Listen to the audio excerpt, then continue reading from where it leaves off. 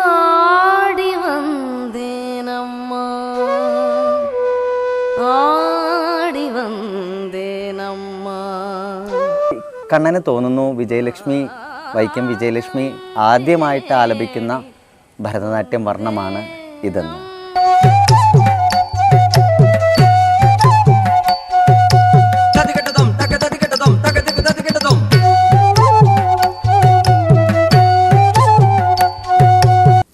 നമസ്തേ, നിങ്ങളുടെ സ്വന്തം നടനോപാസകൻ കണ്ണൻ.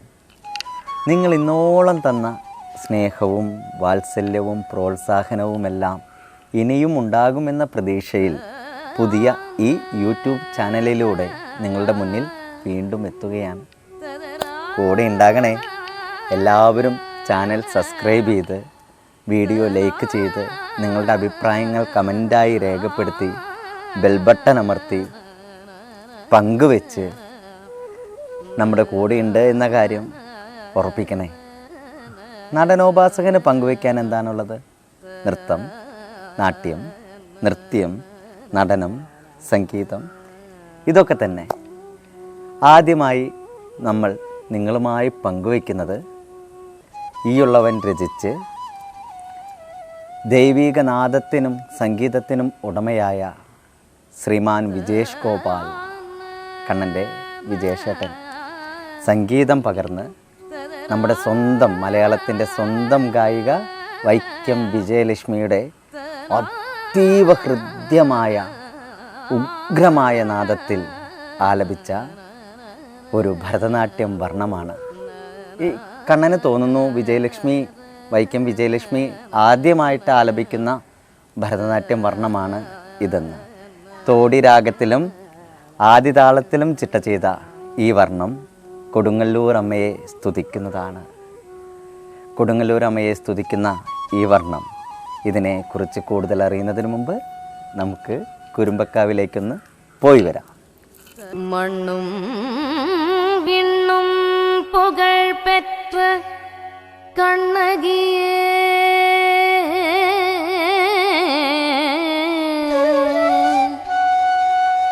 என்றும் என் மனதில் குடிகொள்ளும் பெரும் ஜோதியே,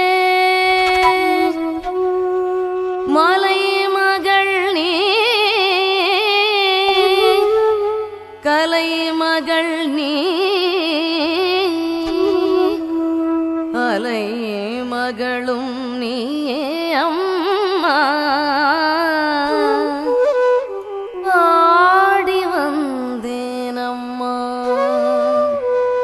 ஆடி வந்தேனம்மா, உன் பாதம் தேடி வந்தேனம்மா.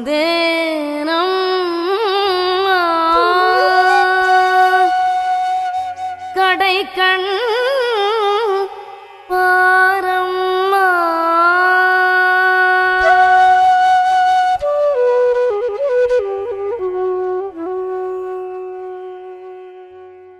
പുണ്യമാർന്ന കുരുമ്പക്കാവിൽ പോയി ഭഗവതിയെ കൺനിറയെ കണ്ടു തൊഴുതു.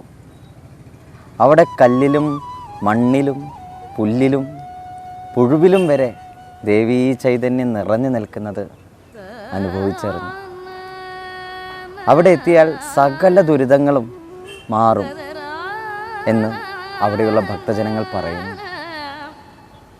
നമുക്ക് ദുരിതങ്ങൾ മാറുമോ, സമ്പത്ത് നിറയുമോ എന്നൊന്നും അറിയില്ല.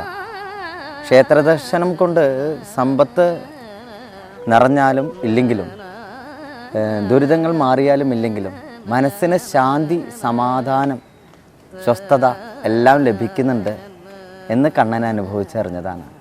പിന്നെ ദേവനെ അല്ലെങ്കിൽ ദേവിയെ നമ്മളിന്നും കണ്ടാൽ പോരല്ലോ, ഒരു തവണയെങ്കിലും ഭഗവാൻ അല്ലെങ്കിൽ ഭഗവതി നമ്മളെ കാണണ്ടേ. അത് കാളിയായാലും കൃഷ്ണനായാലും ക്രിസ്തുവായാലും എല്ലാവരായാലും നമ്മൾ അങ്ങോട്ട് കണ്ടാൽ മാത്രം പോരാ. അവർ നമ്മളെ കാണുമ്പോഴാണ് നമുക്ക് ആനന്ദമുണ്ടാകുന്നത്, അല്ലെങ്കിൽ ഐശ്വര്യമുണ്ടാകുന്നത്, അല്ലെങ്കിൽ സമൃദ്ധി ഉണ്ടാകുന്നത് എന്നാണ് കണ്ണൻ്റെ വിശ്വാസം. കണ്ണൻ്റെ വിശ്വാസപ്രകാരം കാണുന്ന നിങ്ങളും കണ്ണനും കാണാത്ത ആളുകളും ഈ ലോകത്ത് നിറയുന്ന എല്ലാതും ഈശ്വര ചൈതന്യം നിറഞ്ഞു നിൽക്കുന്നവ തന്നെയാണ്. എല്ലാവരുടെ ഉള്ളിലും ഭഗവാൻ അല്ലെങ്കിൽ ഭഗവതി കുടികൊള്ളുന്നുണ്ട്. അങ്ങനെയുള്ള ഭഗവതിയെ ആരാധിക്കാനാണ് കണ്ണനെ ഏറെ ഇഷ്ടം. അങ്ങനെയുള്ള ഭഗവതിയെ ആരാധിക്കുമ്പോൾ എല്ലാവരെയും സ്നേഹിക്കാനും എല്ലാവരെയും ചേർത്ത് പിടിക്കാനും നമുക്ക് സാധിക്കും എന്നതാണ് കണ്ണൻ്റെ അനുഭവം. എന്തായാലും നമുക്ക് ചെറിയൊരു ജതി കണ്ട് തിരിച്ചു വരാം. പേരും കോപം കൊണ്ടവളെ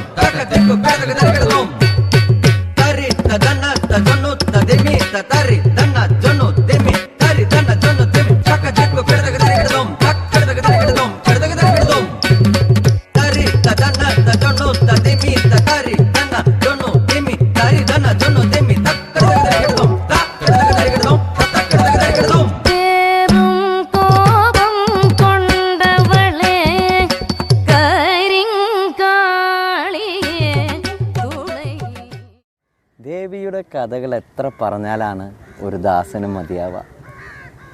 ഈ ഇനത്തിലെ പ്രധാന അഭിനയഭാഗമായിട്ട് വരുന്നത് മധുരാപുരി ചുട്ടരിച്ച കണ്ണകിയുടെ കഥയാണ്.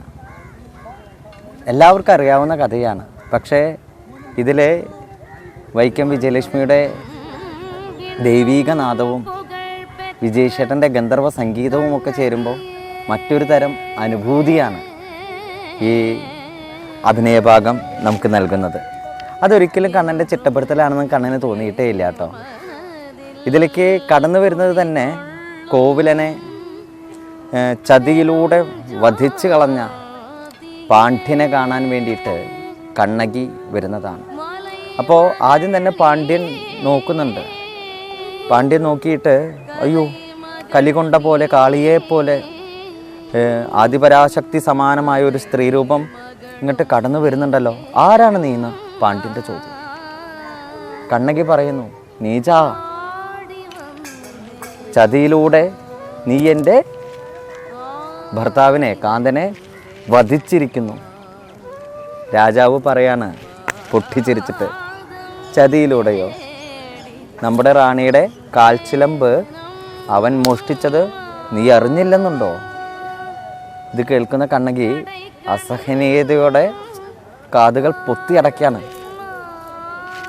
ഇല്ല, അങ്ങനെ സംഭവിച്ചിട്ടില്ല എന്ന് പറഞ്ഞ് ആ ചിലമ്പെടുത്ത്, നമുക്ക് നൃത്തമായതുകൊണ്ട് എല്ലാതും കാണിക്കാൻ പറ്റില്ല, അപ്പോൾ അവസാനത്തെ ആ ചിലമ്പെടുത്ത് സകല ശക്തി സംഭരിച്ച് പണ്ടിൻ്റെ മുന്നിൽ എറിഞ്ഞുടക്കുകയാണ്.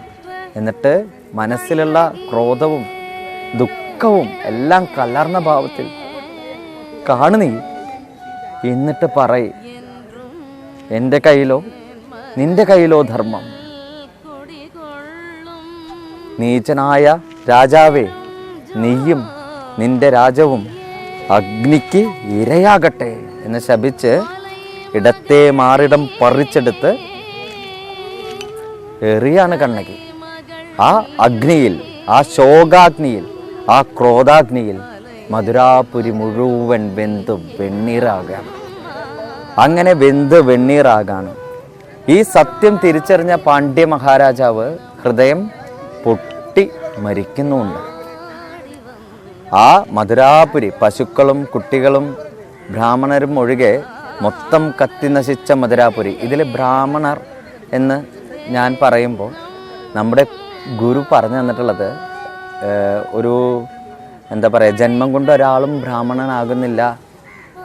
ബ്രഹ്മജ്ഞാനം ഉള്ളവൻ ആരാണോ ബ്രാഹ്മണൻ, അവൻ മാത്രമാണ് ബ്രാഹ്മണൻ. അങ്ങനെ ബ്രഹ്മജ്ഞാനമുള്ളവരും പശുക്കളും കുട്ടികളും പതിവ്രതകളും ഒഴികെ അവിടെ സകലതും കത്തി നശിപ്പിച്ച്, അതായത് നല്ലതിനെയെല്ലാം നിലനിർത്തി കെട്ടതിനെയെല്ലാം കത്തി നശിപ്പിച്ച് അവിടെ നിന്ന് വന്ന് നമ്മുടെ കൊടുങ്ങല്ലൂർ കുറുമ്പക്കാവിലെ വിഗ്രഹത്തിൽ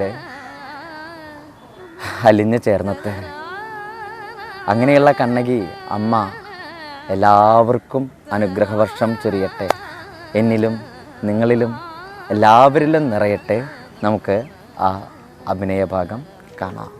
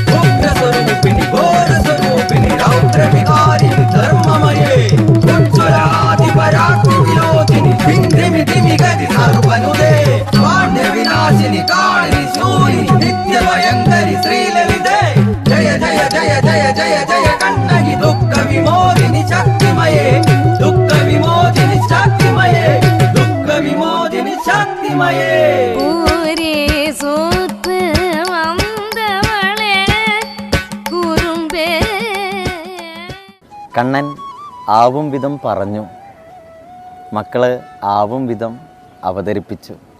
ഇത് നിങ്ങൾക്ക് ഇഷ്ടമായി എന്നതാണ് കണ്ണൻ്റെ പ്രതീക്ഷ. ഇനിയിപ്പോൾ എന്താണ് കുറവുള്ളത് എന്ന് നിങ്ങൾക്ക് തോന്നുന്നത് കണ്ണനെ അറിയിച്ചു കഴിഞ്ഞാൽ ഇനിയും മെച്ചപ്പെടുത്താനുള്ള ശ്രമങ്ങൾ നടത്താം. നിങ്ങളിത് സബ്സ്ക്രൈബ് ചെയ്യണം, നിങ്ങളുടെ അഭിപ്രായം കമൻ്റായിട്ട് രേഖപ്പെടുത്തണം, പരമാവധി പങ്കുവയ്ക്കാനായി ശ്രമിക്കണം. എന്നും നിങ്ങളോടുകൂടെ, എന്നും നിങ്ങളെല്ലാവരും നമ്മളോടും കൂടെ. നിങ്ങളുടെ സ്വന്തം നടനോപാസകൻ കണ്ണൻ.